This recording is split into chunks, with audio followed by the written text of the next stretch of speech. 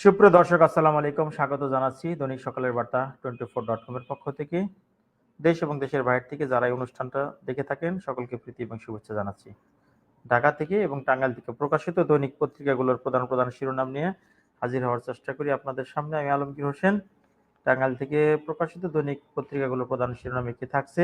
আজ 11ই মার্চ 2025 রোজ মঙ্গলবার।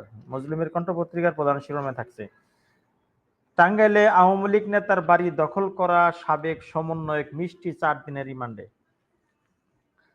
টাঙ্গাইলে আওয়ামী লীগ নেতার বাড়ি দখল করা সাবেক সমন্বয়ক মিষ্টি 4 দিনের রিমান্ডে। আমরা দেখছি জিনিয়া বক্স নিউজ লিখেছেন, টাঙ্গাইল জেলা আওয়ামী লীগের সাধারণ সম্পাদক ও সাবেক সংসদ সদস্য জহিরুল ইসলামের বাড়ি দখল করে পাগলের আশ্রম চালু করার ঘটনায় গ্রেপ্তারকৃত মারাইয়া মোকাদ্দাস মিষ্টিকে রোববার 4 দিনের রিমান্ড মঞ্জুর করেছে আদালত। বৈষম্য বিরোধী ছাত্র আন্দোলনের সাবেক সমন্বয়ক রোববার দিবাগত 12টার দিকে তাকে শহরের আকুরটাকুর হাউজিং মাঠ এলাকা বাসা থেকে গ্রেপ্তার করে সদর থানা পুলিশের একটি টিম।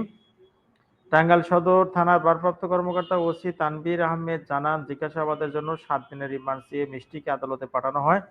টাঙ্গাইলের আদালত পরিদর্শক লুৎফর রহমান জানান, সদর আমলি আদালতের বিচারক সিনিয়র জুডিশিয়াল ম্যাজিস্ট্রেট গোলাম মাহবুব খান শুনানি শেষে 4 দিনের রিমান্ড মঞ্জুর করেন।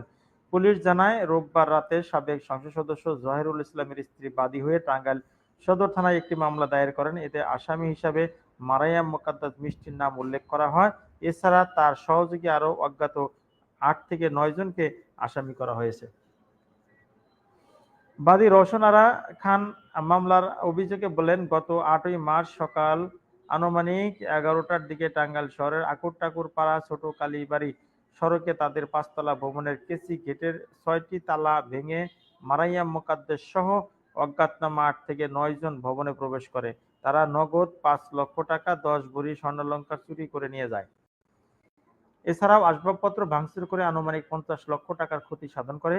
পূর্ব পরিকল্পিতভাবে তারা 17 জন মানসিক ভারসাম্যহীন ছিন্নমূল কয়েক মানুষকে কক্ষে প্রবেশ করিয়ে বাইরে থেকে তালাবদ্ধ করে রাখে। এই ঘটনার খবর পেয়ে দুপুর 12:30টার দিকে বাদী রওশন আরা খান বাসায় গিয়ে মারাইয়াম মোকাদ্দাস মিষ্টিকে ঘটনার বিষয়ে জিজ্ঞাসা করেন।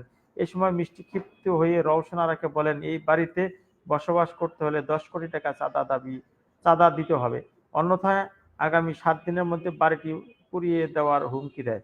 গ্রেপ্তারকৃত মারাইয়াম মোকাদ্দাস মিষ্টির স্বামী শাহ আলম আসলাম, বাবার নাম মাজহারুল ইসলাম, তাদের গ্রামের বাড়ি বাসাইল উপজেলার জসিহাটি গ্রামে।